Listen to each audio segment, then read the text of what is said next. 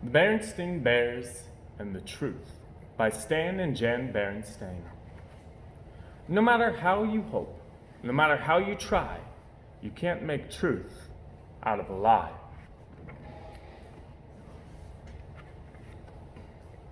It was a lazy sort of day in bear country. The air was so still that the leaves on the big tree house where the bear family lived were hardly rustling, except in the beehive, where the bees were always busy. Nothing much seemed to be happening. It was the sort of day that sometimes leads to mischief.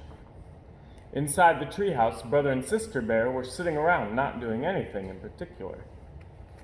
Brother was holding a soccer ball. He'd become interested in soccer and had been outside practicing free kicks. Sister was relaxing in an easy chair, thinking about what to do next. Neither Papa nor Mama Bear was around. Papa was in the shop working on some furniture, and Mama was out shopping. "I know what," said Sister. "Let's go gather some wild blackberries." Brother thought about that. "Nah," he said. "Wild blackberries have too many thorns, and besides, the seeds get stuck in your teeth." "Well then," said Sister, "let's go out and twist each other up on the swing and see who gets the dizziest." Brother thought about that. "No," he said, "that's silly. And besides, we did that yesterday." Sister became irritated and impatient with her brother. "My goodness," she complained. "You don't want to do anything. All you want to do is sit there and hug that soccer ball. I think you must be in love with that soccer ball." "I am not," protested Brother, "but I'll tell you something. I bet I can dribble this ball past you." Brother was a pretty good soccer player and a very good dribbler, but so was Sister. The only one who saw what happened next, besides the cubs, was a mockingbird who was perched on a twig outside an open window. Brother faced Sister. The ball was on the floor between them. First, Brother moved the ball with his right foot, then with his left, trying to trick Sister out of position. Then, quick as a flash, he gave the ball a sharp kick with his right. It almost worked, but Sister was fast too. She reached out with her knee and blocked the ball, which bounced against a bookshelf, against a chair, against a footstool, and into Mama's most favorite lamp, which fell to the floor with a crash. The mockingbird let out a screech and got out of there as fast as its wings could carry it. As it flew away, it saw Mama Bear returning from the marketplace. Now, the bear family had some house rules, just as any family has. One was no honey eating in bed. Another was no tracking mud on the clean floors. And another was no playing ball in the house. What to do? Brother looked at Sister. Sister looked at Brother.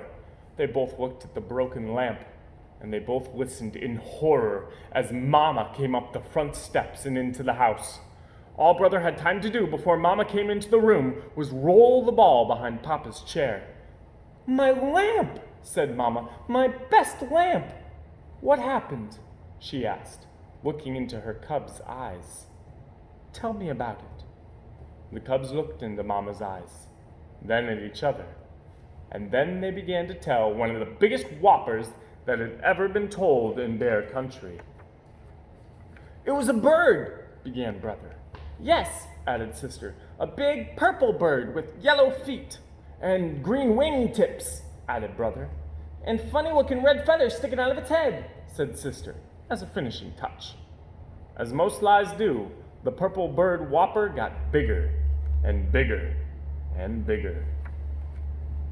"Yes," continued the cubs, "and it flew in that window, zoomed around the room, and knocked over the lamp." As Mama Bear was looking at the broken lamp with a sad expression on her face, Papa Bear came in from his shop. The cubs began to tell him the story of the big bird that flew in the window and broke the lamp. It was harder to tell the second time. For one thing, they couldn't quite remember how they had told it the first time.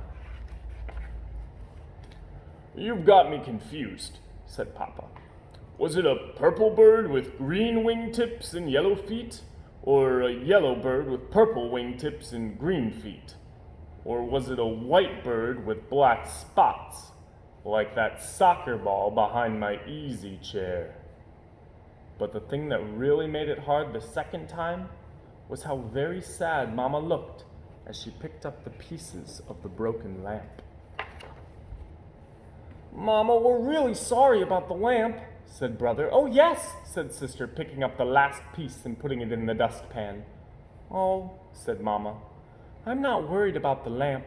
We can always get another lamp, or we can glue this one back together. What I'm sad about is the thought that maybe, just maybe, my cubs, whom I've always trusted, aren't telling me the truth. And trust is not something you can put back together again. Both cubs started to talk at once. It wasn't a bird, said Sister. It was a soccer ball. It was my fault, shouted Brother. It was just as much my fault, shouted Sister. But they were both shouted down by the phone, which rang loudly. It was Grizzly Gran inviting the Bear family for a Sunday visit. Oh, hello, Gran, said Mama. Oh, everything is just fine here in the treehouse. How's everything with you? But, Mama, protested Sister after Mama hung up the phone. You told Gran that everything is fine here, and that really isn't the truth. Oh, but it is, answered Mama.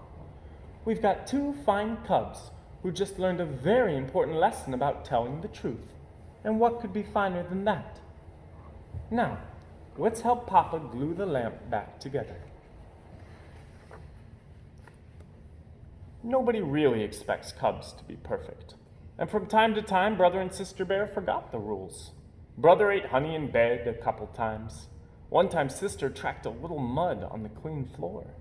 And once or twice, Brother and Sister started to play ball in the house before they remembered not to.